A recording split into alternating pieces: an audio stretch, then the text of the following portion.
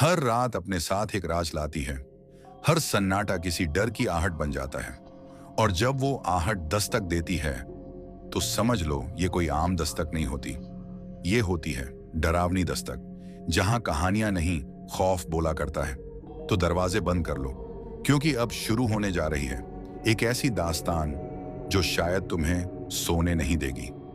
डायन बनी मां अंबिकापुर गांव, जो बाहर से शांत और सुंदर दिखता था, उसके भीतर एक ऐसी कहानी दब चुकी थी जिसे कोई बोलने की हिम्मत नहीं करता। ये कहानी है कविता नाम की औरत की। एक मां जिसने अपनी ममता के नाम पर मौत को गले लगाया और फिर मौत के पार से भी लौट आई। कविता एक विधवा अपने छोटे बेटे आरव के साथ रहती थी। उसका पति एक सड़क दुर्घटना में मारा गया था और तब से कविता ने अकेले ही अपने बेटे को पाल पोस कर बड़ा करने की ठानी थी।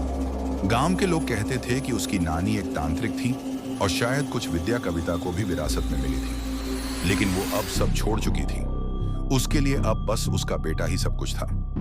एक रात आरव को अचानक बहुत तेज बुखार आया। शरीर जल रहा था, सांसें टूट टूट कर आ रही थी। कविता अपने बेटे को गोद में उठाए इधर उधर दौड़ती रही। डॉक्टर, वैद्य, मंदिर, ओझा, लेकिन कहीं कोई इलाज न मिला। आखिर थक हार कर वो गांव के पुराने काली मंदिर में गई और देवी के आगे हाथ जोड़कर रोते हुए बोली, मेरी जान ले लो माँ, बस मेरे बेटे को बचा लो। उसी रात गांव के पुराने कुएं में कविता की लाश मिली। गांव में अफवाह फैल गई कि कविता ने बेटे को बचाने के लिए अपनी जान दे दी।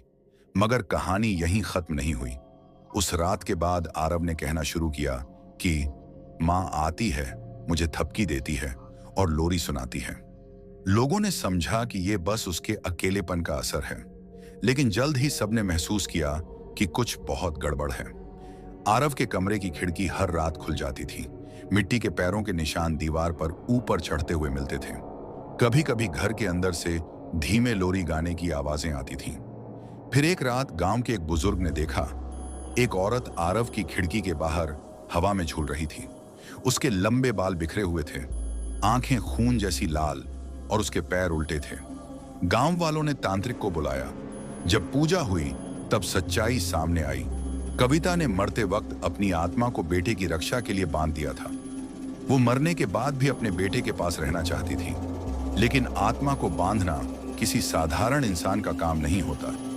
ममता धीरे धीरे जुनून में बदल गई और जुनून ने उसे डायन बना दिया। अब वो आरव को किसी के पास नहीं जाने देती थी। मास्टर जो पढ़ाने आता डर के मारे भाग जाता।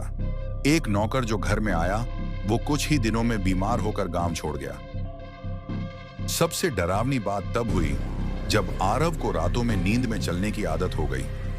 वो खुद ब खुद खिड़की की ओर बढ़ता, जैसे कोई उसे बुला रहा हो। गांव के तांत्रिक ने कहा, अब उसे मुक्त करना पड़ेगा, वरना एक दिन वो अपने बेटे को भी अपने साथ ले जाएगी। अंत में आरव को मंदिर लाया गया। वहां मां की तस्वीर के सामने उसने हाथ जोड़े और धीमे स्वर में कहा, मां, मैं ठीक हूं, मुझे कुछ नहीं होगा। अब तुम जाओ मां, आराम करो। उस रात पहली बार आरव की खिड़की बंद रही। कमरे में हल्की अगरबत्ती की खुशबू थी और दीवार पर बस एक आखिरी निशान, माथे पर जैसे किसी ने प्यार से किस किया हो। उस दिन के बाद कविता कभी नहीं दिखी। लेकिन गांव वाले आज भी कहते हैं, अगर कोई मां अपने बच्चे से वादा कर ले तो वो मौत के बाद भी उसे नहीं छोड़ती, पर जब वो ममता बंधन बन जाए तो वही मां डायन बन जाती है। अगर आपको यह कहानी पसंद आई हो तो लाइक, शेयर और सब्सक्राइब करना ना भूलें। डरावनी दस्तक पर आपको ऐसी ही और भी दिल दहला देने वाली कहानियां मिलती रहेंगी। आपकी हिम्मत कितनी है, ये तो आपकी प्रतिक्रियाओं से ही पता चलेगा। मिलते हैं अगली डरावनी दस्तक के साथ। धन्यवाद।